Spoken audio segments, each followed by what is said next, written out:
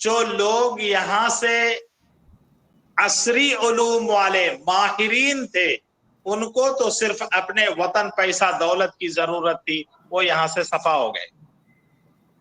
جو اہل علم تھے، جو یہ جانتے تھے کہ ہماری وراثت بھی بھارت میں ہے، ہم اس کو چھوڑ کر کے برباد ہوتے ہوئے دیکھ نہیں سکتے، ہم اس کو چھوڑ کر نہیں جا سکتے، یہ ہمارا بھی وطن ہے، یہاں وہ حضرات رکے۔ لیکن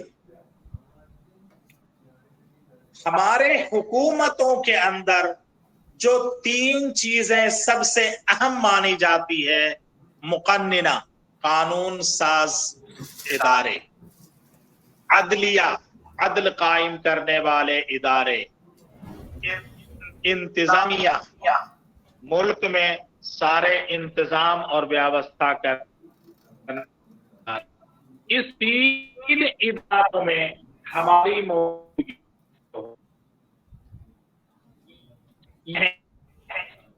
ہمارے خلاف اور اس آواز کو تحریک بنا دیا۔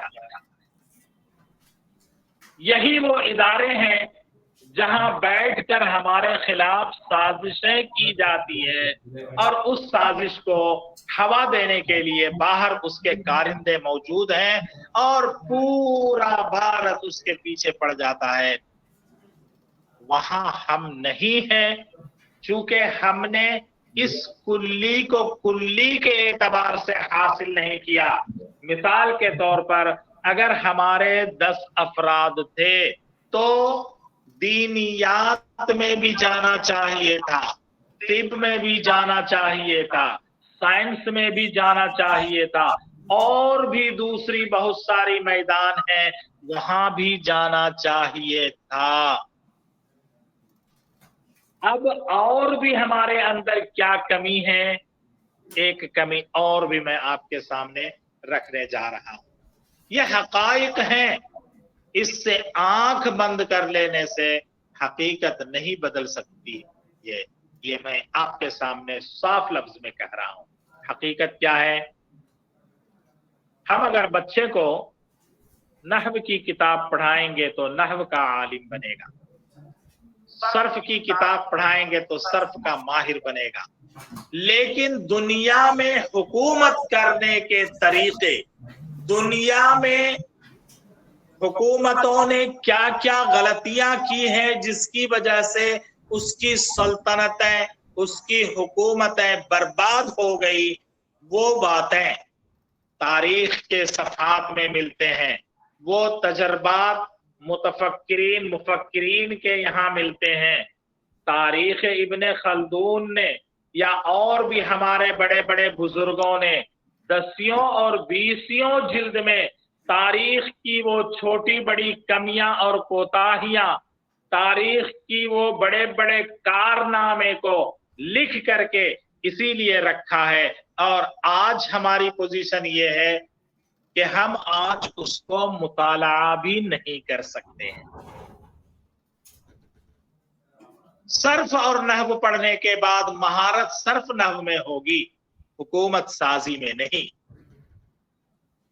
میرے کہنے کا یہ مطلب بالکل بھی نہیں ہے کہ میں صرف اور نحو کا مخالف ہوں، نہیں۔ میرے کہنے کا ہے کہ جیسے ہم اپنے بچوں کو قرآن پڑھانے میں، تفاسیر پڑھانے میں، احادیث پڑھانے میں ہم اپنے بچے کو ماہر بناتے ہیں، تو یہ ایک جزء کو ہی صرف کیوں اختیار کرتے ہیں؟ اس کے علاوہ اور بھی جزئیات ہیں۔ مثال کے طور پہ ہم ایک اچھا عالم بن گئے، ہم معاشرہ کو درست کر سکتے ہیں، بالکل صحیح ہے۔ ہم ایک اچھے عالم بن گئے، ہم مسجد میں امامت کے فرائض انجام دے سکتے ہیں، ہم قاضی بن سکتے ہیں۔ لیکن ہم ان حکومت کے، گورنمنٹ کے ان بڑے بڑے اداروں میں جا کر وہاں سے ہمارے مسلمانوں کے خلاف اٹھنے والی آواز کو، وہاں سے پیدا ہونے والی تحریک کو صرف یہ درس کے حساب سے، اس تعلیم کے حساب سے نہیں پہنچ سکتے وہاں۔ مثال کے طور پہ میں آپ کو بتاتا ہوں، اس کی وجہ سے، یعنی اور جزئیات کو چھوڑنے کی وجہ سے اس چیز میں ہم کامیاب ہیں.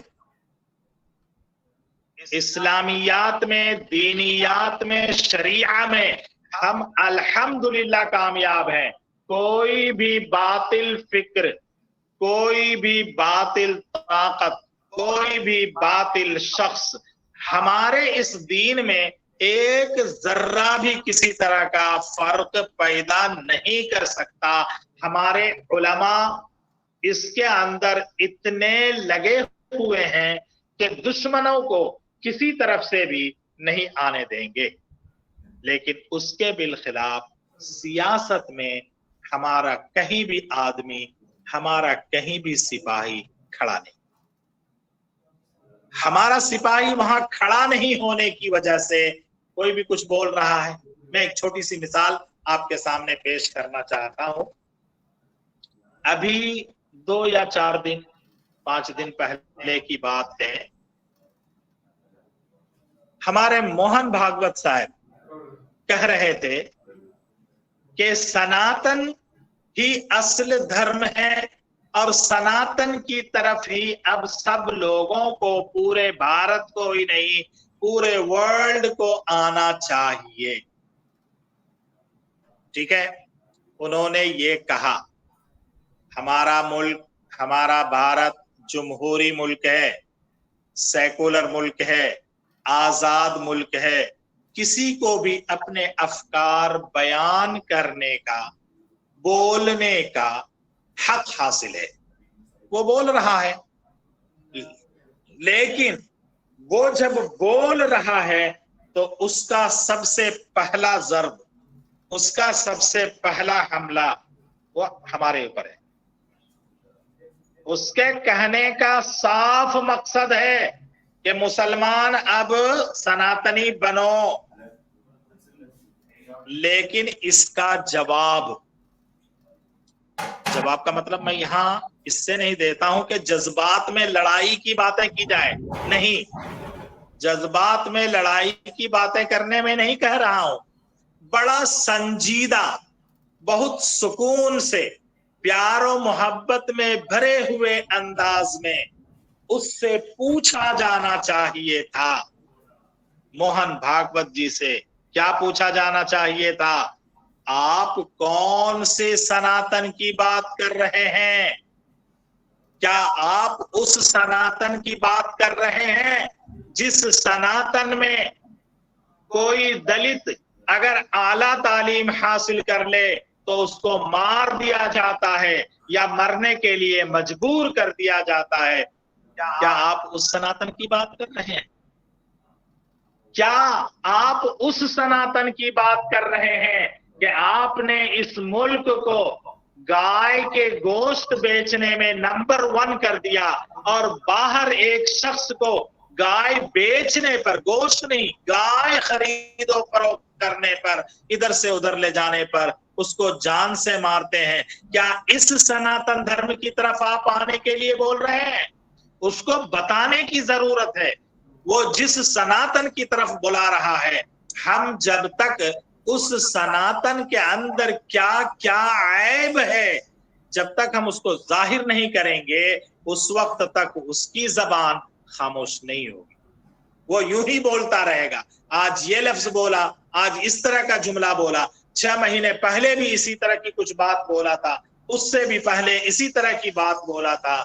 تو اس طرح کی باتیں بولنے والا ہمارے سامنے روزانہ آ کر بول رہا ہے اور اس کو اسی زبان میں سمجھا کر جواب دینے والا فرد 20 کروڑ بھارتی مسلمانوں میں سے ایک بھی شخص نہیں.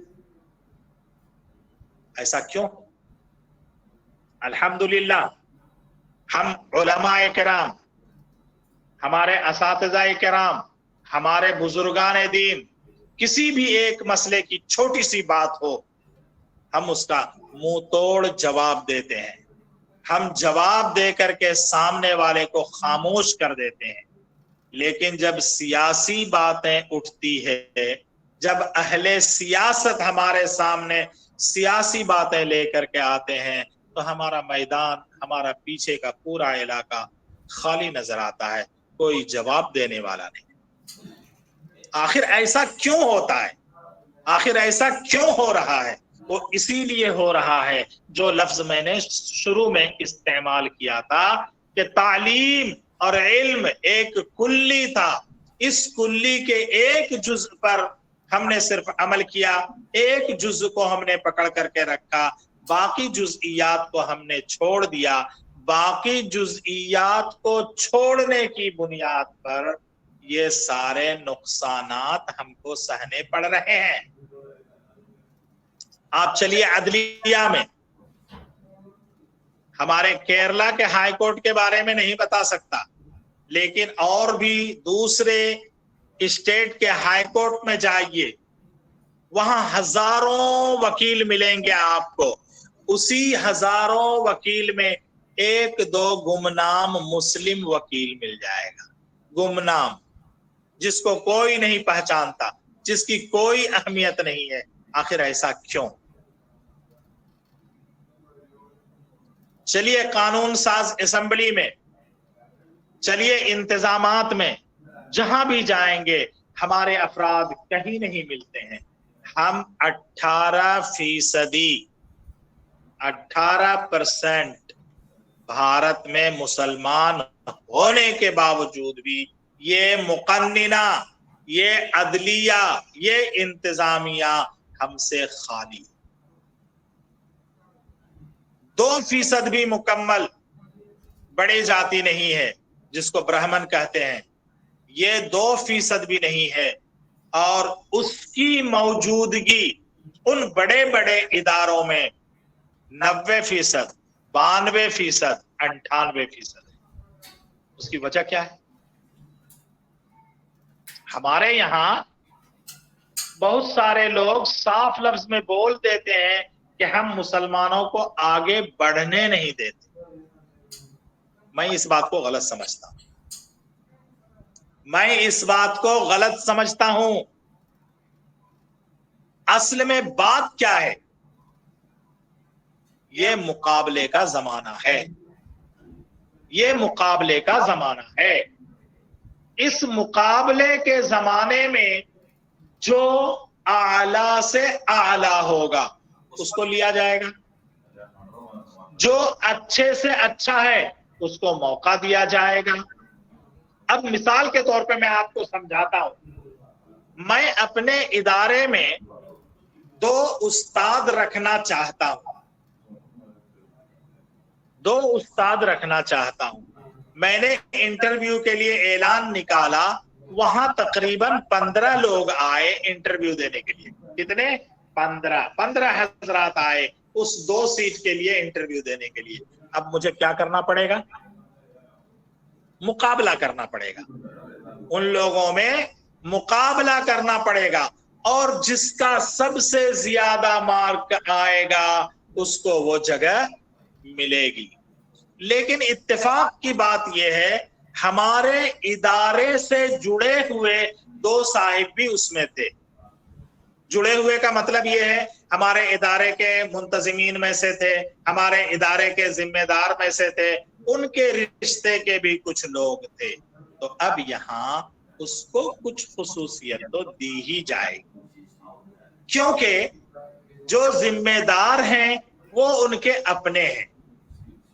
فیل ہونے والے کو آگے نہیں کریں گے, لیکن 2 کامیاب ہونے والے میں سے اگر وہ انتخاب کرنا چاہیں گے تو اتنا تو ضرور کریں گے, وہ بھی کریں گے اور دنیا کے تقریباً سب لوگ کرتے ہیں. تو سب سے بڑی بات کیا ہے؟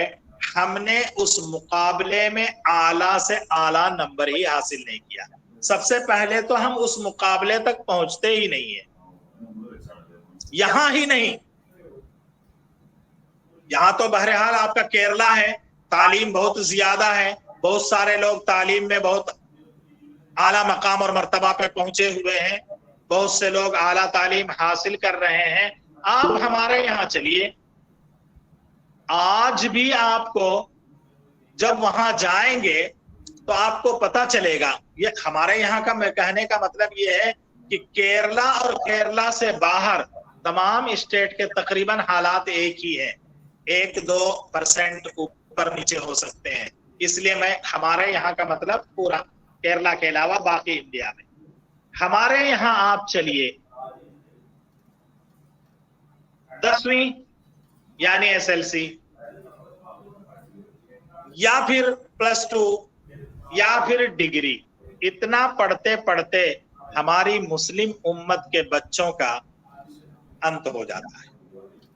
हमारे मुसलमान अपने बच्चों को डिग्री तक पढ़ाते पढ़ाते वो समझते हैं कि हमने अपने बच्चे को बहुत कुछ पढ़ा दिया, हालांकि डिग्री तक की आज कोई हकीकत नहीं है। डिग्री तक पढ़ने के बाद आपको कोई सर्विस नहीं मिल सकती है, कोई नौकरी नहीं मिल सकती है, पढ़ने पढ़ाने की नौकरी भी नहीं मिल सकती है। चे जाए कि आपको अदलिया में या इंतजामिया में या मुकन्निना में कोई जगह मिले, कानून साजी में आपको कोई जगह मिले। हमारे बड़े बड़े अमीर और वजीर होते हैं, वजीर आज़म और वजीर तालीम, वजीर मालियात, ये सारे वजीर को मशवरा देने के लिए उसके साथ बहुत सारे मुशीर होते हैं। उस मुशीर की एक खास तालीम होती है, उसका एक खास तजर्बा होता है, तब वो ओहदा और वो मकाम मिलता है। वहां तक तो हम पहुंचना दूर की बात है, हम वहां तक सोच भी नहीं सकते, हमारे बच्चे वहां तक के बारे में सोचते भी नहीं है, हमारे बच्चे को वहां तक का बहुत सौ को इल्म भी नहीं है, तो वो वहां पहुंचेंगे क्या? बताइए आप इस चीज को। तो मेरे कहने का मकसद ये है कि जिस तरह दीनियात पढ़ने वाले उलमाओं ने अपनी दीन को, अपनी शरीयत को, अपने फिक्र को, अपनी फिक्र को, अपने अकाइद को चारों तरफ के दुश्मनों से महफूज कर लिया, उसी तरह हमारी उम्मत के कुछ अफराद ऐसे खड़े होने चाहिए, ऐसे पैदा होने चाहिए जो सियासी एतबार से, जो माशी एतबार से उम्मत मुस्लिमा की माश को दुश्मनों के नरगे से बचा सके, जो उम्मत मुस्लिमा के जिंदगियों को दुश्मनों की इन परेशानियों से महफूज कर सके और महफूज रख सके। इस लाइन से भी हमारी तालीम होनी चाहिए, और इस लाइन से हमारी तालीम में कमजोरी होने की वजह से हम अच्छे अच्छे उलमा पैदा कर रहे हैं, हम अच्छे अच्छे मुफस्सिरीन पैदा कर रहे हैं, हम अच्छे अच्छे मुफक्किरीन पैदा कर रहे हैं, लेकिन सियासी तौर पर, माशी तौर पर हम भारत में गिरते चले जा रहे हैं। फिर तो असल में इस मैदान में जिन सिपाहियों को आना चाहिए था, वो सिपाही हम पैदा नहीं कर रहे, वो सिपाही हम पैदा नहीं कर रहे हैं। इसीलिए मैंने आपको बताया मिसाल दे करके कि बताइए आप 18-20 करोड़ मुसलमान यहाँ होने के बावजूद भी क्या किसी ने मोहन भागवत के सामने उस सनातन का चेहरा सामने करके बताया क्या कि मोहन भागवत जी आप जिस सनातन की बात करते हैं उस सनातन में हजारों खामियां हैं, बहुत सारी गलतियां हैं, वो सनातन आलमी दीन बनने के काबिल ही नहीं है, उस सनातन में आलमी दीन बनने की सलाहियत ही नहीं है, वो बन ही नहीं सकता, जिसमें रहम नहीं है, जिसमें इंसाफ नहीं है, जिसमें अदल नहीं है, जिसमें मोहब्बत नहीं है। तुम सिर्फ इंसान को छोटे बड़े की बुनियाद पर कत्ल करते हो, तुम अपनी छोटी छोटी ख्वाहिशात को हासिल करने के लिए। मिसाल के तौर पर आज भारत में इतना हिंदू मुस्लिम रोजाना इस्लाम इस तरह की बातें क्यों की जाती है? सिर्फ छोटे से फायदे के लिए कि इलेक्शन में 2 सीट ज्यादा मिल जाए। इस 2 सीट के खातिर पूरे भारत को जहन्नम बना दिया है। उसने ये तक नहीं सोचा जिस मुल्क को हम जहन्नम बना रहे हैं ये मुल्क हमारा भी है, وہ بالکل نہیں سوچ رہا ہے، اس کو ذاتی فائدہ حاصل ہو جائے، بس وہ اس چکر میں ہمیشہ ہے کہ ہم کو ذاتی فائدہ ہو جائے، تو اس کے لیے وہ سازش کرتے ہیں بڑے بڑے اداروں میں، وہ بیٹھ کر مشورے کرتے ہیں بڑے بڑے اداروں میں، وہ سب یہ ساری باتیں ہوتی ہے وہ بڑے بڑے وزراؤں کے یہاں، اور ان وزراء کو یہ دماغ دیتے ہیں ان کے جو مشیر ہوتے ہیں وہ۔ اب اگر ان مشیروں میں دو چار ہمارے جیسے اہل علم، ہمارے جیسے حالات کی نزاکت کو سمجھنے والے، دین اسلام کو پڑھے ہوئے، ہمارے بھارت کی تاریخ سے واقف اگر لوگ پہنچ جائیں گے تو پھر اس طرح کی باتیں نہیں ہوگی، ہمارے خلاف سازشیں نہیں ہوگی۔ اس لیے ہمارے اوپر جس طرح دین شریعت کا پڑھنا فرض عین ہے، اسی طرح ہمارے لیے دین سیاست کا پڑھنا بھی اور دین معیشت کا پڑھنا بھی، معیشت اور سیاست دونوں ہمارے دین میں شامل ہے۔ علامہ اقبال نے اسی لیے تو فرمایا تھا نا، جدا ہو دین سیاست سے تو رہ جاتی ہے چنگیزی۔ اگر دین کو سیاست سے الگ کر دیا جائے تو پھر چنگیزیت ہی رہتی ہے، خون خرابہ قتل و غارت گری ہی رہتی ہے، پھر وہاں انصاف اور عدل نہیں ہوتا ہے۔ جس کو عدل قائم کرنا ہو اس کو سیاست کے ساتھ دین کو شامل کرنا پڑے گا۔ تو بہرحال ہم کو ایسے احباب پیدا کرنے پڑیں گے جو ان مقام پہ پہنچ سکے اور ان کے پاس دین کا اچھا علم بھی رکھنا چاہیے۔ اگر دین کا اچھا علم نہیں رہے گا، دین کی اچھی سمجھ نہیں رہے گی، تو وہ اپنے سامنے والے کو اپنے مشورے پر عمل نہیں کرا پائے گا۔ پھر تو ایسا ہی ہوگا۔ ہمارے یہاں چلیے یو پی میں، بہار میں، آسام میں، ہریانہ میں، ہر جگہ مسلم ایم پی بھی ہیں، مسلم ایم ایل اے بھی ہیں، لیکن وہ کمبخت صرف مسلم کے گھر میں پیدا ہونے کی وجہ سے مسلم ہے، اسلام سے اس کا کنیکشن کچھ نہیں ہے، اس نے اسلامیات کو کچھ نہیں سمجھا ہے، جس کی وجہ سے ہمارے مسلمانوں کے، ہمارے اسلام کے کسی بھی احکام کے سلسلے میں کوئی بات ہوتی ہے تو ایک لفظ نہیں بولتا ہے۔ وہ پارٹی کی حفاظت کرنے کے بعد طرفدار بن جاتا ہے، اسلام کی حفاظت کا طرفدار نہیں بن پاتا ہے۔ کیوں نہیں بن پاتا ہے؟ اس کو اسلام کا شعور نہیں ہے، اس کو اسلام کا شعور نہیں ہے، جس کی بنیاد پر یہ ہو رہا ہے۔ تو ہمارے اوپر فرض ہے جو باشعور ہیں اس کو ہم اس مقام پر پہنچائیں جس کے اندر دین کا، جس کے اندر رسول کا، جس کے اندر اللہ کا شوق، خوف، محبت ہو۔ ایسے شخصیت کو، ایسے لوگوں کو ہم اس مقام پر پہنچائیں، تب ہماری امت کے اس پریشانی کو ختم کیا جا سکتا ہے اور امت کو اس پریشانی سے باہر نکالا جا سکتا ہے، ورنہ ابھی مستقبل قریب میں ایسی کوئی بات سمجھ میں نہیں آئے گی۔ دوسری بات، ہم اپنے تمام اختلافات کے باوجود تمام جمعیات کو متحدہ کوشش کرنی پڑے گی۔ جب اسلام پہ کوئی بات آئے گی تو، اسلام پہ کوئی بات آئے تو تمام جمعیات کو اس کے خلاف ایک جٹ ہونا پڑے گا۔ ہم اپنی جمعیت ہم اپنے ساتھ رہیں گے، اس کی جمعیت اس کے ساتھ رہے گی، لیکن یہ اسلام کے خلاف ہے ہم ضرور بولیں گے۔ مثال کے طور پہ میں آپ کو بتا رہا ہوں، ابھی ہمارے حکومت نے 3 طلاق کو 1 کر دیا۔ میں حنفی ہوں، ہمارے حنفی مسلک کے حساب سے یہ غلط ہوا، ہم اس کے خلاف آواز اٹھا رہے ہیں۔ میں یہاں پہ ابھی ذکر اس لیے اختلاف وغیرہ کے لیے نہیں کر رہا ہوں، لیکن ہمارے اہل حدیث بھائی اس سلسلے میں بڑے خوش تھے، چونکہ ان کا مسلک اسی طرح کا ہے، تو وہ یہ سوچ کر کے کہ چلو ہمارے مسلک کے حساب سے ہو رہا ہے، تم نے اس کو اپنے مسلک کے حساب سے ہو رہا ہے سمجھ کر کے کچھ نہیں کہا، ہمارے ساتھ آواز میں آواز نہیں ملایا تو پہلے اس نے طلاق پہ کہا، اس کے بعد اب یکساں سول کوڈ پہ آ رہا ہے، اس کے بعد اور تیسرے مسئلے کو وہ اٹھائے گا۔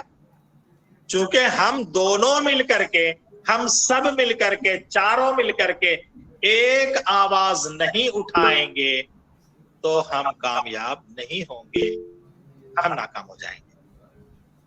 ایک بات اور بھی ہے، معیشت کی لائن سے ہم کو اپنی معیشت بھی مضبوط کرنی پڑے گی۔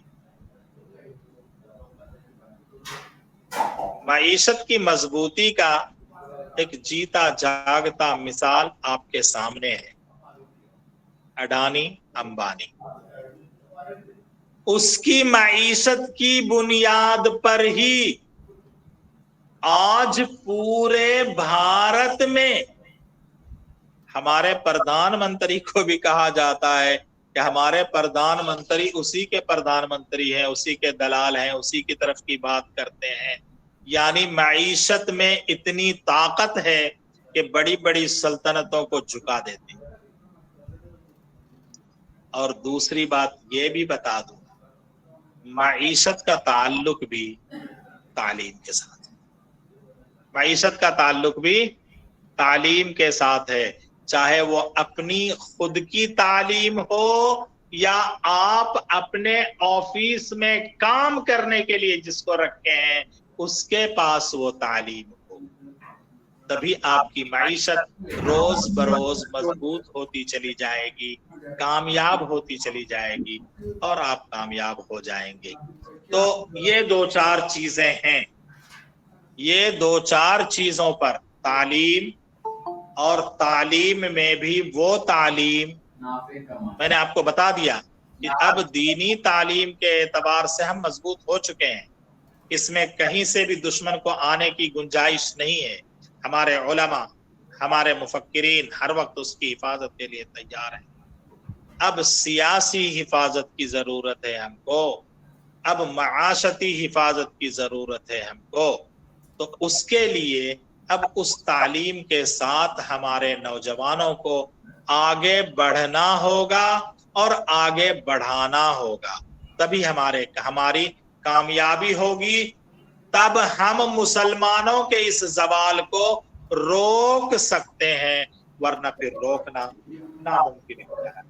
اللہ تعالی ہمیں اور آپ کو اس بات پر سننے سے زیادہ عمل کی توفیق عطا فرمائے، اور ہمارے تمام مسلم بھائیوں کو اس طرف میں قدم بڑھانے کی توفیق عطا فرمائے۔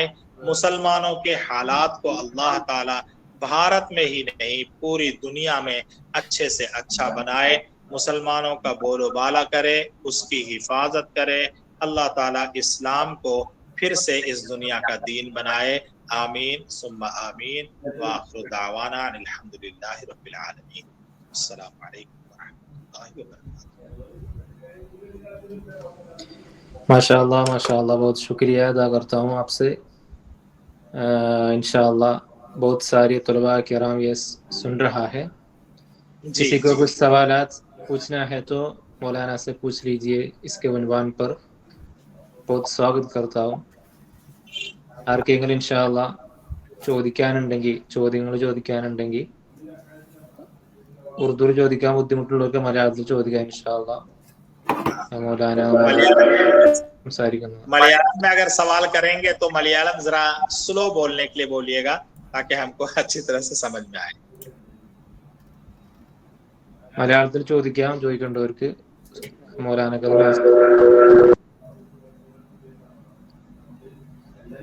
आगे ചോദിക്കാൻ किसी को कुछ कैसे उर्दू इजी सीख सकते हैं? जी, उर्दू कैसे सीख सकते हैं? उर्दू सीखने के लिए जब आप उर्दू पढ़ना शुरू करते हैं तो सबसे पहला काम, आप ज्यादा से ज्यादा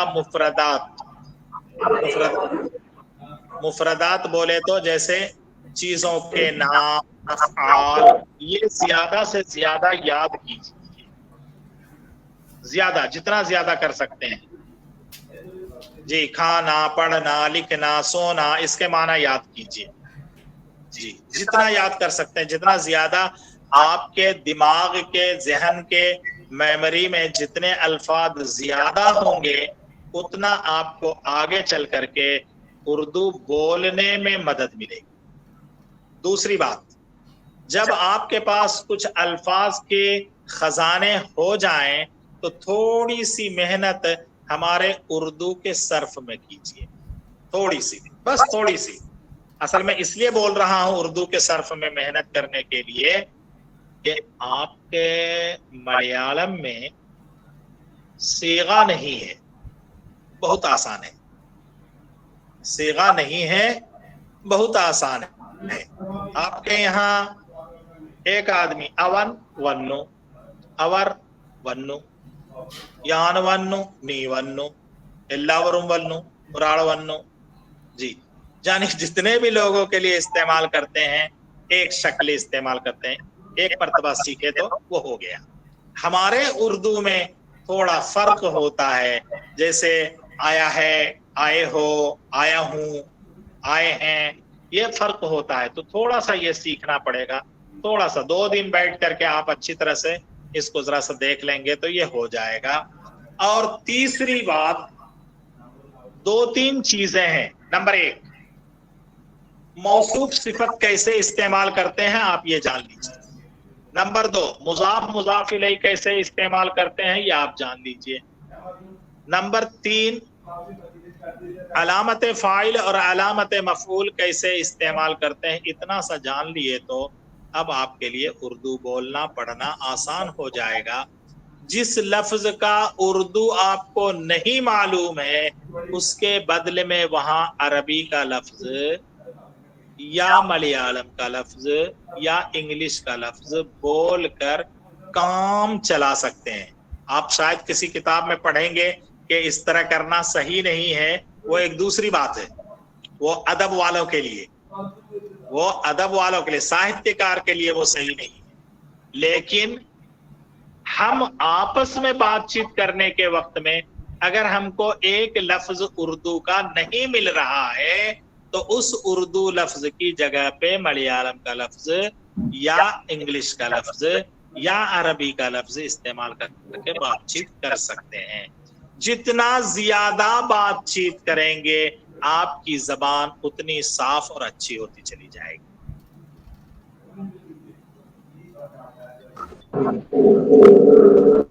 ഇനി ആർക്കെങ്കിലും ഭാഷയെ കുറിച്ചോ ഇന്ന വിഷയത്തെ കുറിച്ചോ ഉണ്ടെങ്കിൽ ചോദിക്കാം. अस्सलाम वालेकुम रहमतुल्लाह। वालेकुम अस्सलाम रहमतुल्लाह। मेरा नाम फाइज है जी, और मैं आलपुर शमसुल उलमा इस्लामिक कॉलेज में जो वाक़ई पदियांगरा में बोल रहा हूँ। जी जी। हिंदुस्तान में मुसलमान की किस तरह रहना चाहिए, क्योंकि यही बहुत सारे मज़ाहिब के लोग रह रहे हैं।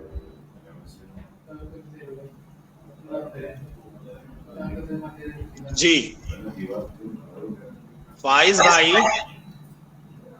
हमारे भारत में, हमारे हिंदुस्तान में सिर्फ एक मजहब को ही हमसे तकलीफ है, ब्राह्मण को। बल्कि ब्राह्मण को भारत के सारे कौमों से और सारे दीन वालों से, सारे अदियान से उसको तकलीफ है, सिर्फ मुसलमानों से नहीं। हमारे साथ ही सिर्फ उसको तकलीफ होती तो हैदराबाद यूनिवर्सिटी में डॉक्टरेट में पास करने वाला एक दलित बच्चा, उसको फांसी पे चढ़ा दिया। हमारे भारत की बहुत मशहूर सहाफी थी जी, उस सहाफी को दिन में जाके उसके घर में उसको गोली मार दी। क्यों? वो दलित थी, वो सहाफी थी, दलित थी।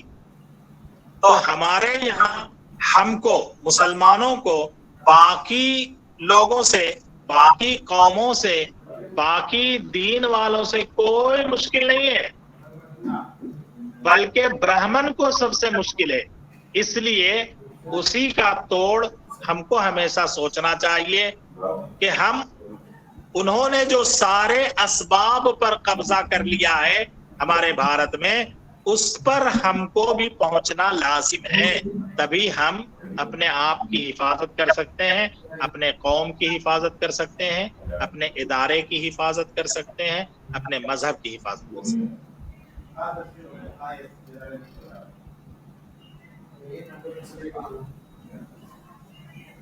انشاءاللہ اور کسی کو بھی سوالات کرنا ہو تو پوچھ لیجئے مولانا سے۔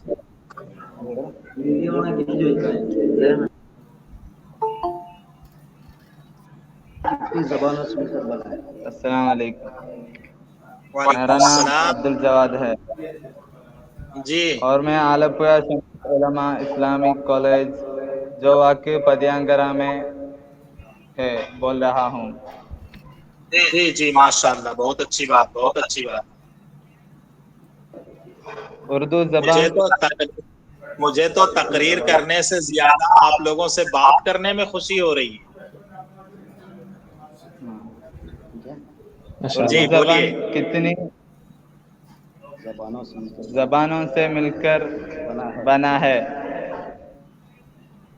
اردو زبانوں کو کتنی زبانوں سے مل کر بنا ہے ایسا پوچھیں گے تو ہم آپ کو کیا بتائیں گے۔ اردو زبان میں، اردو زبان جو ہے نا، یہ ہمارا بھارت ہے نا، ہمارے بھارت میں قدیم زمانے میں، قدیم زمانہ بولے تو ہمارے مسلمان راجہ آنے سے پہلے، مسلمان راجہ بولے تو شہاب الدین غوری سب سے پہلی حکومت قائم کی تھی دلہی پر۔ اس سے پہلے جو بادشاہ اور راجہ تھے، ان کے بھاشا میں جو الفاظ استعمال ہوتے تھے، جملے نہیں، الفاظ جو مفردات استعمال ہوتے تھے، اس میں سے 40% آج بھی ہماری اردو زبان میں موجود ہے، یعنی وہاں سے یہ بنتا ہوا آ رہا ہے۔ ہم اس کو اب چونکہ ہندی ایک الگ زبان ہو گئی ہے نا، تو ہم جب یہ بولتے ہیں کہ یہ ہندی بھاشا کا لفظ ہے تو لوگ یہ سمجھنے لگتے ہیں کہ ہندی زبان نہیں، یہ جو ہماری اردو ہے یہ بھارت کی زبان، ایسا بولیے، بھارت کے الفاظ، اس میں ملے عربی الفاظ، اس میں ملے فارسی الفاظ، اس میں ملے ترکی الفاظ، یہ 4-5 لفظ کی کثرت ہے اس میں۔ اردو کے جو آپ تمہارے ملیالم کے زبان میں بولے تو ناڈن لفظ، جی یہ ہوا اردو، جو 2 حصے میں تقسیم ہو کر کے ایک بن گیا اردو، ایک بن گئی ہندی، ایسا۔ تو یہ ناڈن، اس میں جب یہاں شہاب الدین غوری کے بعد مسلسل ایرانین راجہ آئے مغل تک، تو ان کی زبان فارسی تھی، تو اس سے فارسی کے بہت سارے الفاظ اور بہت سارے تراکیب اردو میں آئے۔ اسی کے ساتھ ہمارے علماء چونکہ دین سے تعلق رکھتے تھے، علم حدیث اور تفسیر اور قرآن وغیرہ سے، تو بہت سارے عربی کے الفاظ بھی اس میں شامل ہو گئے۔ بلکہ آپ ندوی صاحب کا نام سنے ہوں گے، مولانا ابو الحسن علی ندوی، ان کی کتابیں پڑھاتے ہیں ہم لوگ بچوں کو، قصص النبیین اور القراۃ الراشدہ۔ ان کی اردو کی کتاب دیکھیں گے تو فارسی سے زیادہ عربی کے الفاظ ان کے یہاں ملتے ہیں۔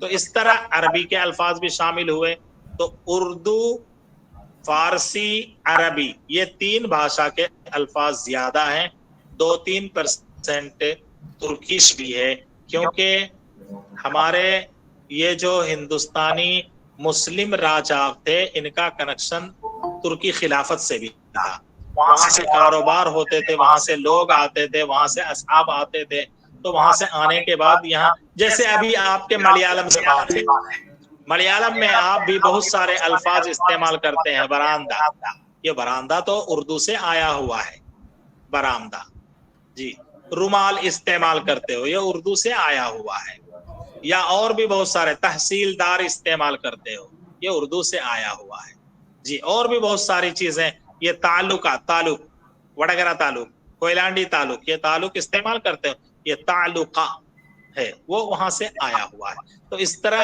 جس کے ساتھ میل جول ہوتا ہے उसकी ज़बानें उसमें मिलती है। तो ये 4 ज़बानें, 3 ज़बान कसरत के साथ मिली हुई है, उसके बाकी और तफसील बोलने के लिए उसके हरूफ में भी उसकी शमूलियत है। अरबी के हरूफ भी उर्दू में हैं, फारसी के भी हैं और हिंदी के भी हैं, सब मिल करके उसके अल्फ़ाबेट तैयार हुए हैं। जी हम लोग महसूस कर रहे हैं इस वक्त इंडियन मुसलमानों में कोई बड़ा लीडर नहीं है जो हिंदुस्तान के सारे मुसलमानों की रहनुमाई करे। इस पर आपका अजहार ख्याल क्या है? जी, बहुत अच्छी बात है।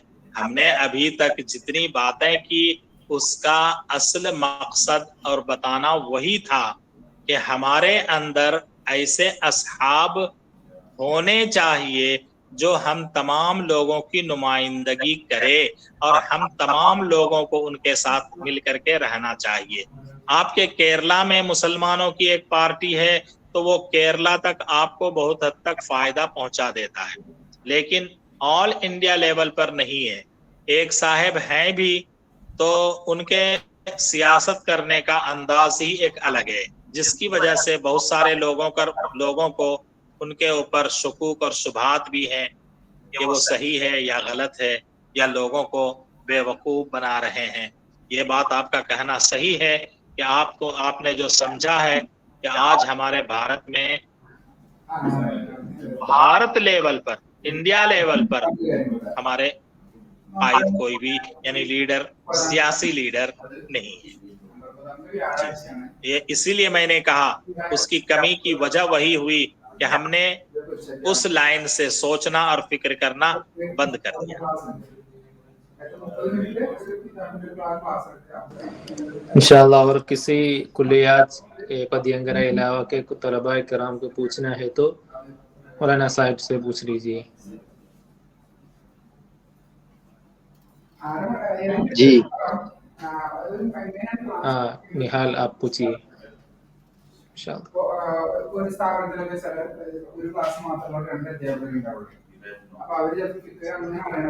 निहाल कुछ पूछना है तो मौलाना से पूछ लीजिए किसके बारे में,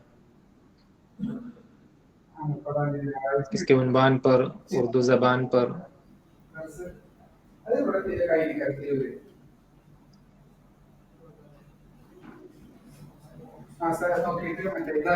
माशाअल्लाह हमारे उन्वार पे तौर पर मौलाना बहुत अच्छी तरह से हमसे पेश किया, तकरीर किया अल्हम्दुलिल्लाह। सबसे पहले मैं मौलाना से शुक्रिया अदा करता हूँ। बहुत होशियार आ गई इस एस्पेक्ट ऑफ पर तलबाए किराम ने ये सुन रहा है, वो समझ गया है क्या करना है, तालीम कैसे करना है, अभी मुसलमानों का हालत कैसे हो, ये सब समझ गया। आगे आसानी उर्दू ज़बान पर मौलाना से हमसे पेश किया अल्हम्दुलिल्लाह।